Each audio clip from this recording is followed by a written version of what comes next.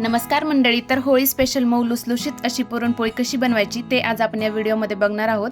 तर त्यासाठी व्हिडिओ शेवटपर्यंत नक्की बघा। या पद्धतीने पुरणपोळी बनवली तर तुमची ही पुरणपोळी एकदम परफेक्ट बनेल। चला तर मग सुरू करूया। सुरुवातीला मी इथं कुकरमध्ये 2 वाटी डाळ घेतली आहे। ती डाळ 1-2 वेळा स्वच्छ धुवून घ्यायची।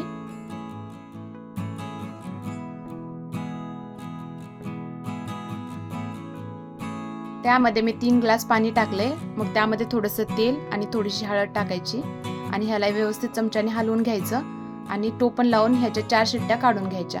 आता तिकडे डाळ शिजते तोपर्यंत आपण इकडे पीठ मळून घेऊया। आता मी इथं 3 वाटी गव्हाचं पीठ घेतले। त्यामध्ये थोडंसं मीठ टाकायचं आणि एका वाटीमध्ये पाणी घेऊन त्यामध्ये थोडीशी हळद टाकून ते पाणी मिक्स करून तेच पाणी आपण पीठ मळण्यासाठी वापरायचं। थोडं थोडं पाणी टाकून पीठ मळून घ्यायचं। आता सुरुवातीला पीठ मळत असताना जास्त पातळ करायचं नाही कणिक, ती थोडीशी घट्ट ठेवायची आणि यातली मी निम्मीच कणिक वापरणार आहे पुरणपोळीसाठी। तर त्यातली निम्मी कणिक मी पाण्यामध्ये भिजण्यासाठी ठेवली। आता कुकरच्या 4 शिट्ट्या झाल्या की आपण नंतर ही डाळ चेक करून बघायची। तर तुम्ही बघू शकता आपली डाळ छान शिजली गेली आहे। एक पातेलं घेऊन त्यावर एक चाळणी ठेवून यातलं सगळं पाणी काढून घ्यायचं। सगळं पाणी काढून घेतलं की मग आपण ही डाळ वाटून घ्यायची। तर ही डाळ पळीने ग्लासने कशाने आपण वाटू शकतो। तर सगळी डाळ वाटून झाली की कढईमध्ये 1 चमचा तूप टाकायचं। आता आपण 2 वाटी डाळ घेतली होती तर इथं 2 वाटी मी गूळ घेतलाय।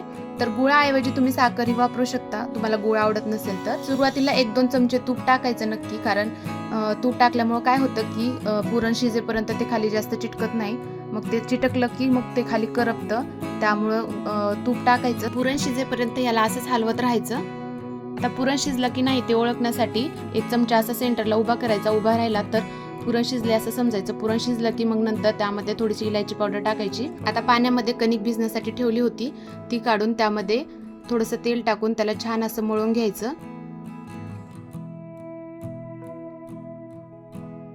आता कणिक सैलसर मळून झाली की मग आपण त्या उंडा बनवून घ्यायचा। तर छोटीसा कणकीचा गोळा घ्यायचा, त्याला असं गोल करून घ्यायचं। मग त्यामध्ये आपण पुरण भरणार आहेत। तर अगदी थोडीशी मी कणिक घेतली होती। पुरण भरपूर भरायचं। पुरण भरण्यामध्ये कंजूसी बिलकुल करायची नाही।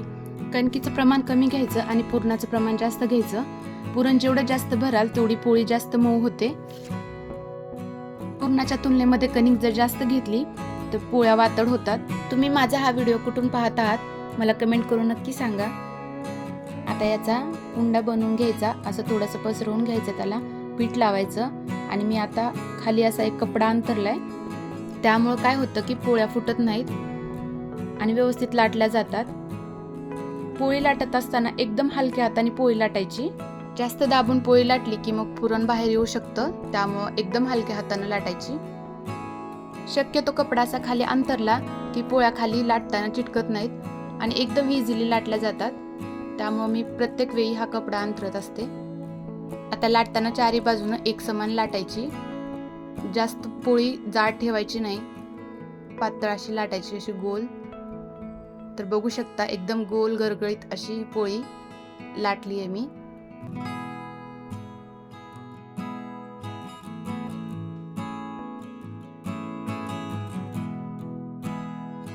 आता तवा गरम झाला की त्यावर थोडंसं तेल टाकायचं आणि ही पोळी तव्यावरती टाकायची। थोडीशी खालून शेकली की मग लगेचच त्याला उलटून घ्यायचं। सारखं सारखं पोळीला उलटायचं नाही, नाहीतर लगेचच पोळी फाटली की मग फुगत नाही। उलटून घेतली की ह्याला लगेच तेल लावून घ्यायचं एका बाजूने।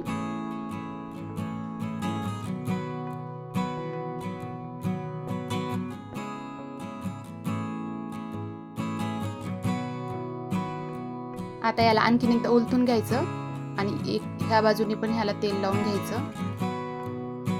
तेल किंवा तूप काही लावू शकता। तर बघा कशी टम्म अशी फुगली आहे, एकदम मऊ लुसलुशीत अशी पोळी बनते। तुम्ही या पद्धतीने बनवाल ना तुमची ही पोळी एकदम परफेक्ट बनणार, मी गॅरंटी देऊन सांगते तुम्हाला। दोन्ही बाजूनी छान तेल लावून खमंग अशी पोळी भाजून घ्यायची आणि नंतर याला एका बाजूने असं फोल्ड करून व्यवस्थित भाजून मग नंतर ही अशीच काढून घ्यायची। तर या होळीला तुम्ही नक्की ट्राय करून बघा, घरचे तुमचे नक्कीच कौतुक करणार, मी गॅरंटी देऊन सांगते। तर ही रेसिपी तुम्हाला कशी वाटली मला कमेंट करून नक्की सांगा। व्हिडिओ आवडला असेल तर व्हिडिओला लाईक करा, शेअर करा, आपल्या चॅनलला नक्की सबस्क्राईब करा। भेटूया अशाच एका नवीन व्हिडिओ सोबत। तोपर्यंत तुम्हाला होळीच्या खूप खूप शुभेच्छा। Bye bye.